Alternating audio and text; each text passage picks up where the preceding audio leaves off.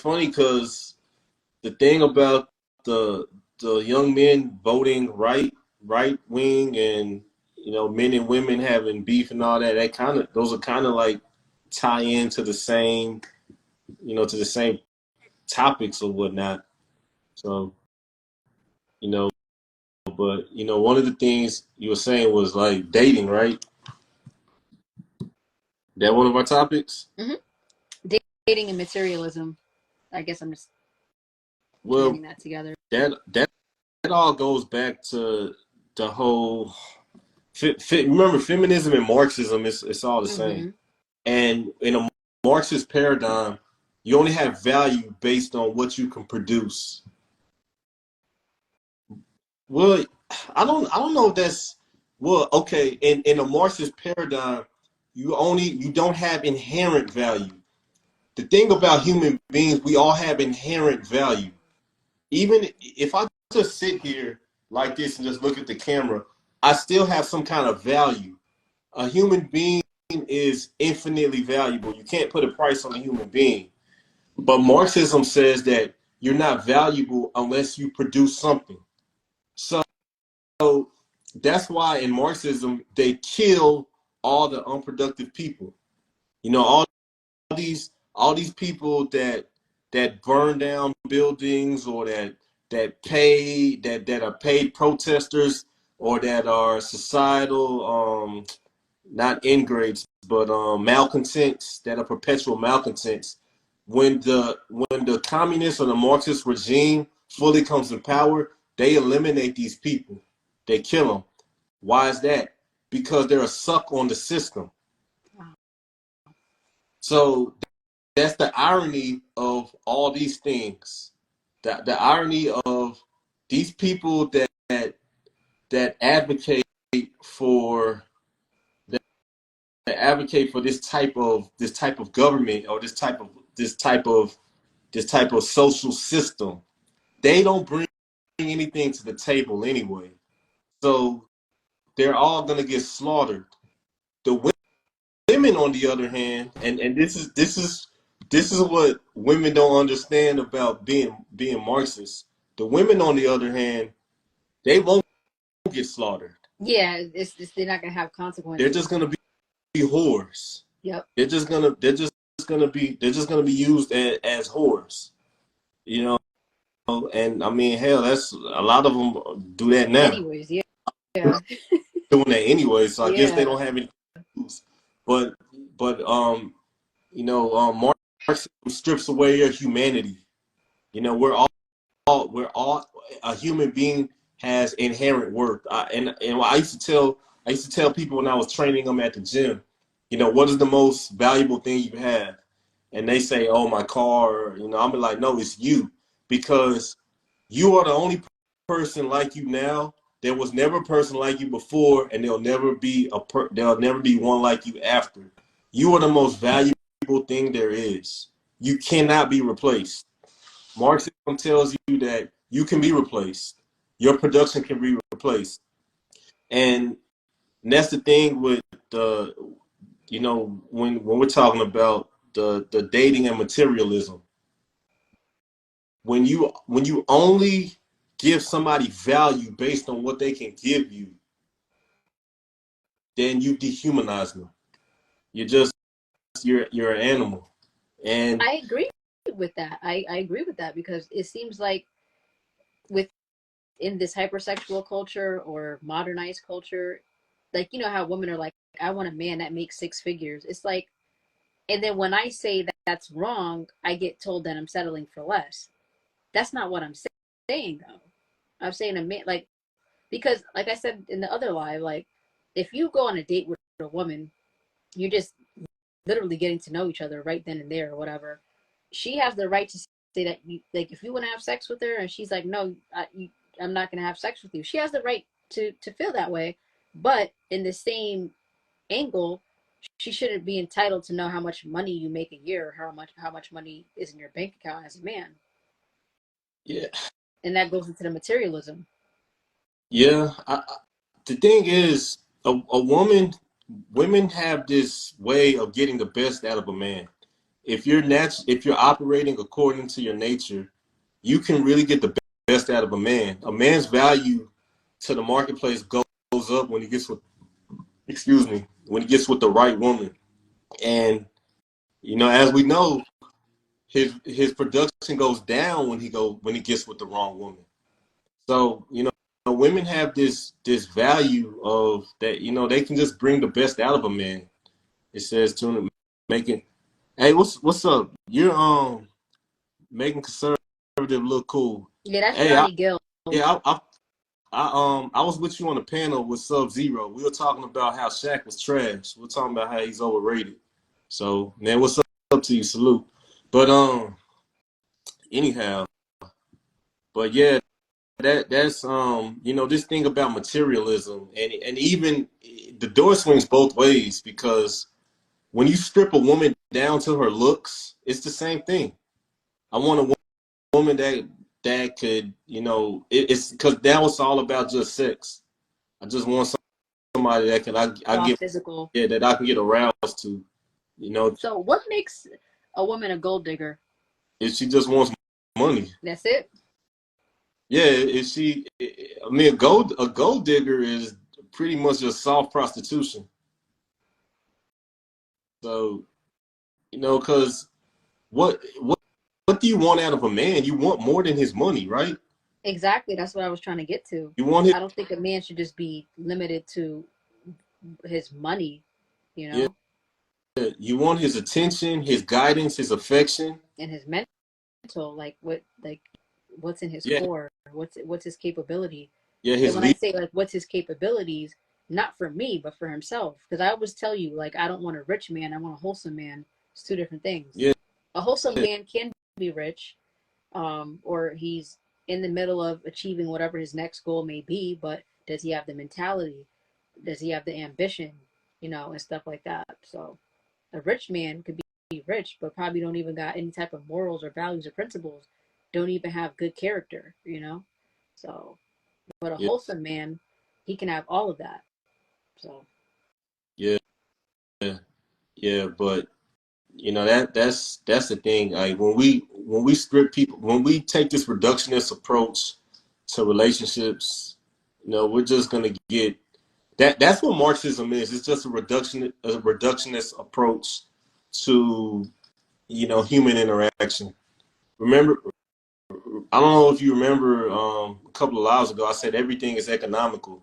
Everything is economics. Everything the only important topic in an election every year is economics.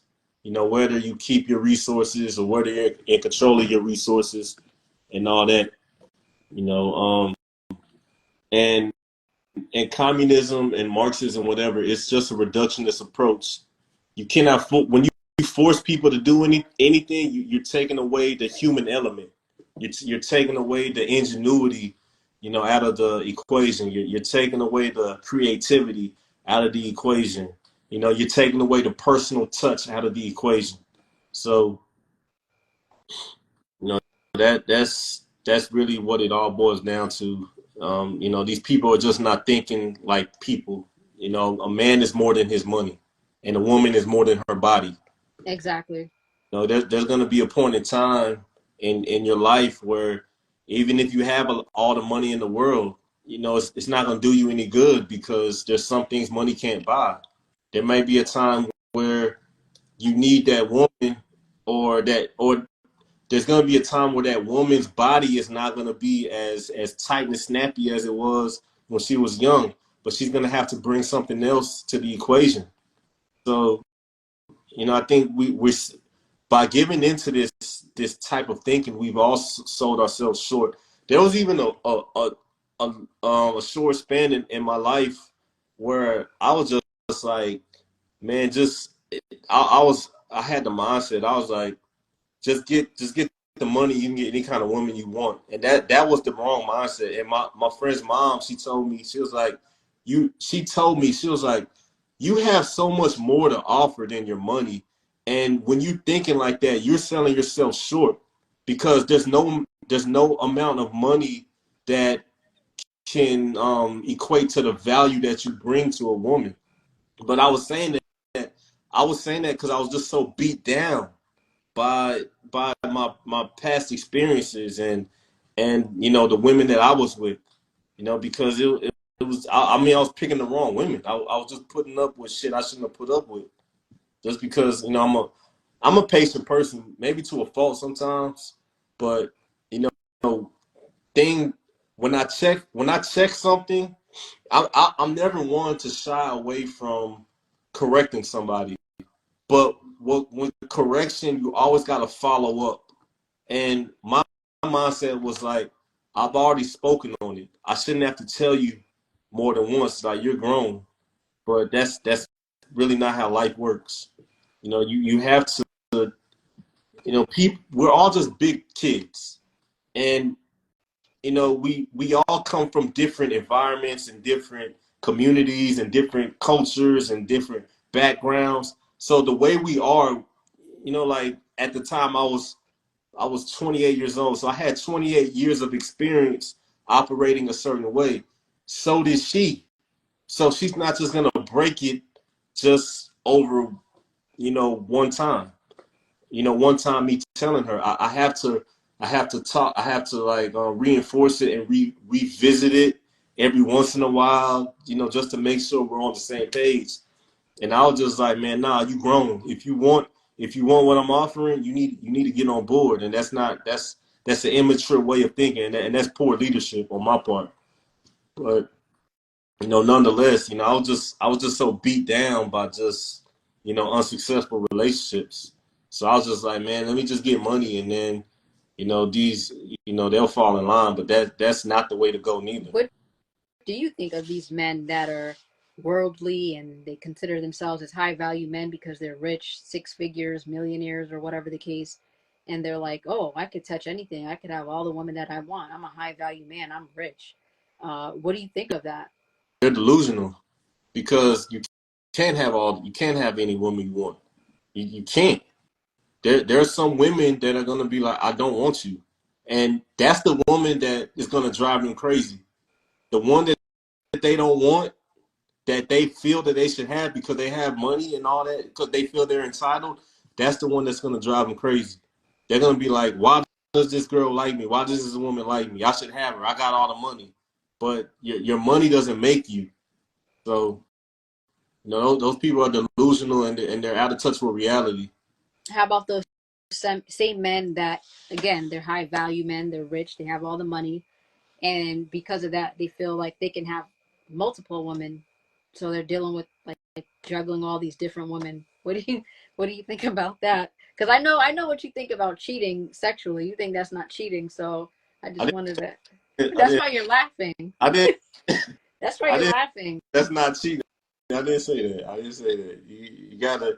There's context. There's context to what I said. But there, those people, those guys are not looking for companionship. They're just looking for sexual partners. It's not. I don't think you can love you. I don't think more than one woman can have your heart. I've tried it before. There's always gonna be one that you like, and then there's gonna be one that likes you, and then you're gonna start feeling guilty if you have any kind of heart. You're gonna be like, damn, like I don't even really like her like that. I don't like her like I like this one. So a man And the one that can't be in love with two women at the same time. no, Hmm. there's some guys that say a man shouldn't fall in love, and I understand what they mean. I kind of I kind of lean that way, that a man should not fall in love. But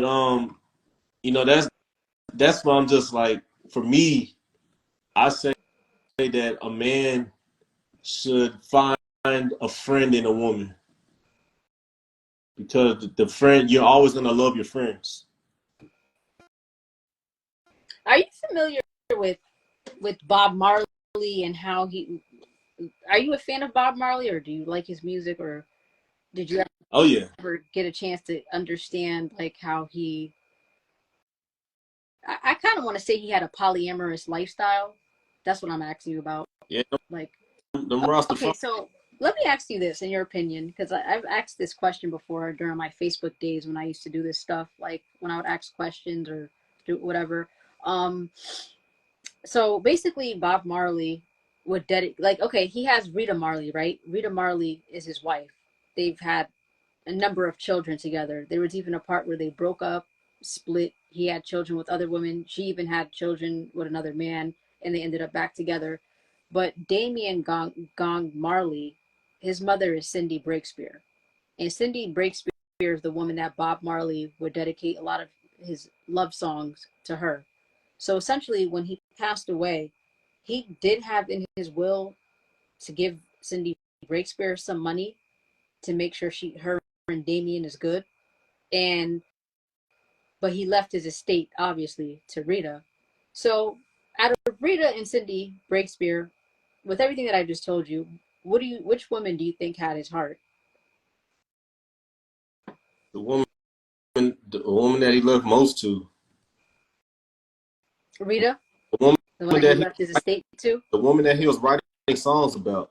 the woman he was writing songs about, right? Yeah. I tend to think so too, because like when he was writing, when he had the song "Waiting in Vain" or "Is This Love," he dedicated and "Turn Your Lights Down Low." He dedicated that to Cindy, to Damien's mother, not What Ziggy's mother. about No Woman, No Cry? Who did he dedicate that to? That's a good question. I don't know. Who did he dedicate that to? That's one of my favorite albums. I love that album. Every time I drive long distance, I'm listening to that album. Hmm, that's actually a very good question. Yeah, but now I don't think you can't be in love with. And like I said, I don't think a man should be in love. But You said, wait, you don't think a man should be in love? nah, nah, I don't. Yeah, nah, don't hold me to that. No, But it's just explain. No, I'm trying to understand you.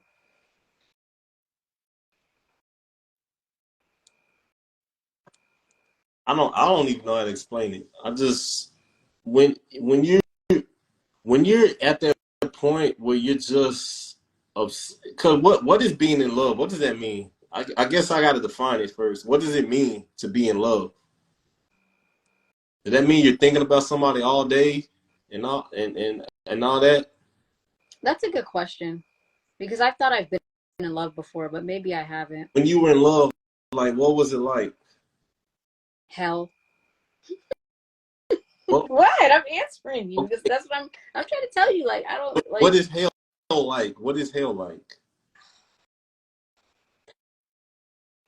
I have some. Oh my god. Okay, all right. I don't want Being to take you unsure, being okay. anxious, Insecurity, anxiety. What is insecurity, anxiousness, huh? the anticipation of what will happen. You know, is this it? Is this the one or whatever? And I don't think love is supposed to, I mean, I know for certain love is not supposed to feel that way. Okay. Yeah, I don't think that's true love neither. No. Yeah, that whole obsession with somebody and it can what they do can make or break your day, it can piss you off. I don't that's not a good space for a man to be. A man has to be focused. You know, yeah, I don't know. I'm not a woman. I don't know how y'all think, but y'all tend to operate in that in that area of chaos, and I don't know. I can't. I don't think it's healthy, especially a young man. There's a lot at stake for it. There's a lot at stake for a young man.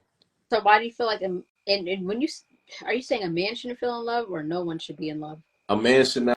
I don't think it's healthy for a man to be in love. And it's healthy for a woman to be in love? I didn't say that. I said it's. I can't. I don't know. I don't know how y'all think, but I know this though. When a woman is in love with you, she's not going nowhere. I know that. So and some a lot of times some men take advantage of that. And is it right? Absolutely not. Why is it gotta be so hard? Like I'm over it. The farther you get from God, the more animalistic you become. That's true. That's why, and that's why God instructs us to only fellowship with believers. That's why it's so hard because The majority of the world are not believers. Even believers, even people that profess themselves to be believers, a lot of people don't even understand what the scriptures are communicating because they don't take the time to really. The Bible says to meditate on God's word. Some people don't even, it doesn't even cross their mind through until like every 7 days. That's not enough. Just imagine eating food every 7 days. You're gonna be malnourished.